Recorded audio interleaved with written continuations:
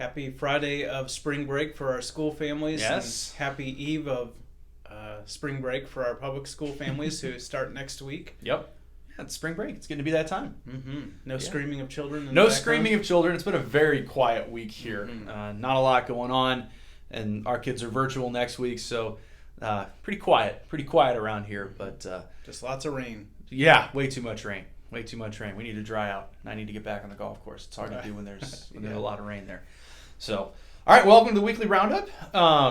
Today is the Feast of St. Joseph. Happy Feast of St. Happy Joseph. Feast of St. Joseph. Absolutely. I know Italy's locked down right now, but I think they have like a special pastry they make just for the Feast of St. Joseph. St. Joseph's bread, I think is what it's called. Yeah, I was there 1 year, and it was one day only. Pretty cool. Yeah, and if you're Italian, you know what St. Joseph Day is all about. So, happy Feast of St. Joseph. It's a wonderful solemnity in the middle of Lent, really? What does that mean, Father Schneier, that it's a solemnity in the middle of Lent? It means things. It means so you can eat, like, sweets? Yes, you're dispensed from your Lenten observances for the day. So you can punch your sister and say bad Not words? true. No, don't do that. Don't do that. All right. But, yeah, dispensed from Lenten obligations for the day.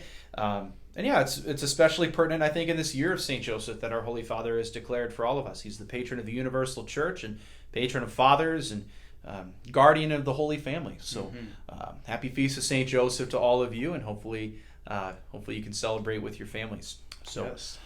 Tomorrow is Incarnate Word's Day for 40 Days for Life from 7 a.m. to 7 p.m.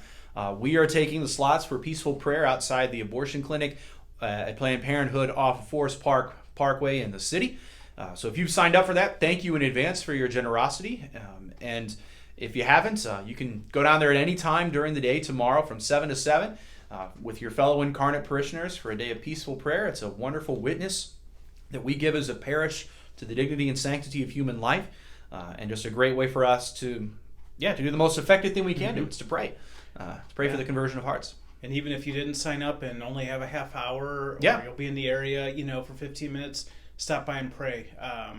That'd be great. It looks like there's a pretty good group going down, but we always welcome other people that want to just stop in and offer their prayer also. Yeah. So the Archbishop's long-awaited, much-anticipated boss man. Yeah. Boss man. He's coming for a visit this Sunday at 10:30. I know we'll be well represented because our 10:30 Mass has been very crowded. So that's great. For those that can't make it or want to stay home because of the large group that may be there, it'll be live stream as usual. And just be nice to the Archbishop. If you see him before or after Mass, don't ask him to change the name of the diocese or other favors that sometimes people like to ask right before Mass. Just be your wonderful, polite, lovely selves, and tell them how much you love your priest and don't know how you would live if they were moved. All those kind of things that you say to the Archbishop. Yes. Mm-hmm. Normal things. Normal things. Fish Fry continues this Friday. We've got 2 more this week and next week. We've done a really, really good business this Lent, especially given the craziness of week 1 with traffic flow. We've got all of that sorted out. It's been great. We've been averaging about 1,800 pieces of cod and 1,500 shrimp per week. You can order online starting today at 3 p.m. With the drive-through starting at 4:30 p.m. So beginning at 3 o'clock on that Friday is when you can place your online order for pickup later on in the evening, and the drive-through starts at 4:30. Yeah, and it's a lot. I mean, you think about that. That's over 3,000 fishes of the sea giving their life so that you can be fed here at Incarnate Word. Yes, we're grateful for the fish. Yeah, we acknowledge their sacrifice. Yes, but they are tasty. Well, yeah, they're very tasty. So we thank them and thank God for giving us these little fishes. Feeding our neighbors in need. Speaking of food, that'll be this weekend. The carts are already in the lobby and already filling up. So bring your canned goods, your donations that you do every month. Thank you for doing that. Yeah. It's also springtime, so that means the Incarnate Word Trivia Night. Obviously, it'll be virtual this year, but it's movie-themed. It'll be on Saturday, April 10th. A great way to benefit our school's inclusion program. There's a link to register on the website, or you can go directly to incarnatewordtrivianight.com.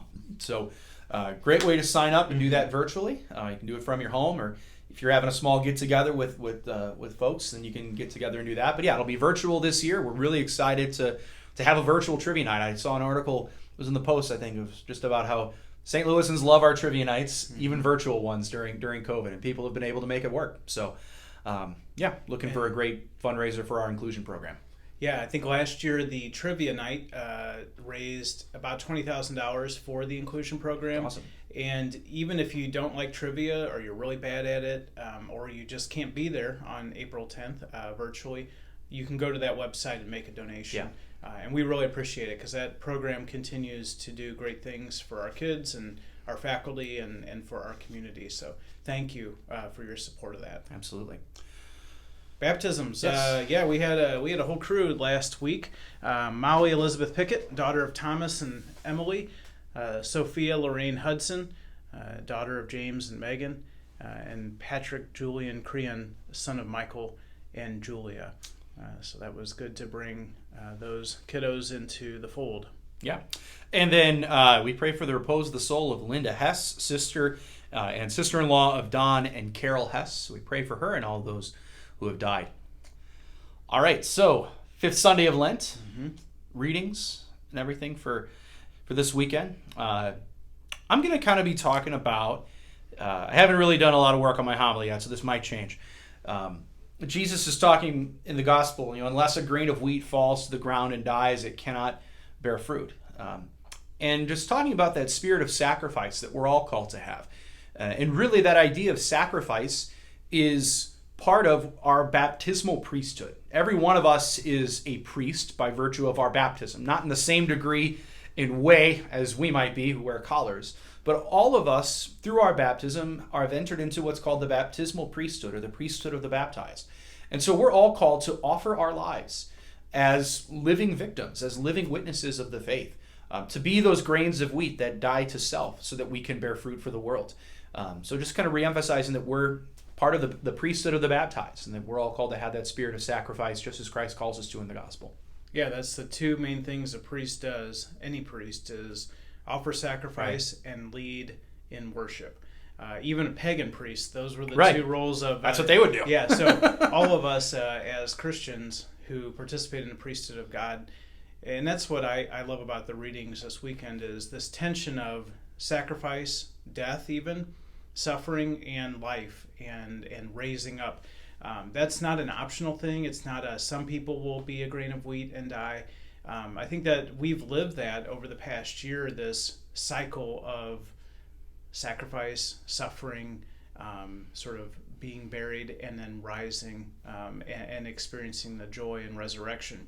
So just something that I would offer out there as a reflection is, how do we approach daily life? Do we approach every day trying to avoid sacrifice, avoid suffering, avoid allowing God to place us in the ground and go through that cycle of the grain of wheat? And I think a lot of us do. I know I do. A lot of times I'm kind of trying to drive in between the sufferings or the inconveniences or the hurtful things, and maybe just accepting them, knowing that that's, you and I are called to that. There's no avoiding it. And only after we go through that, then do we enjoy the harvest and the resurrection. So lots to think about in this weekend, and maybe also examine our subconscious, that we don't even realize that a lot of times we're running away from the very things that will lead us to the resurrection. Yeah. All right. All right. Well, hope you have a wonderful day. It's a little chilly out there, but at least it's not raining.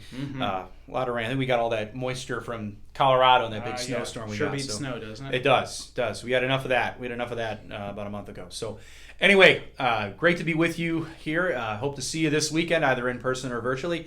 And hope you have a wonderful rest of the Friday and a great weekend. All right. God bless.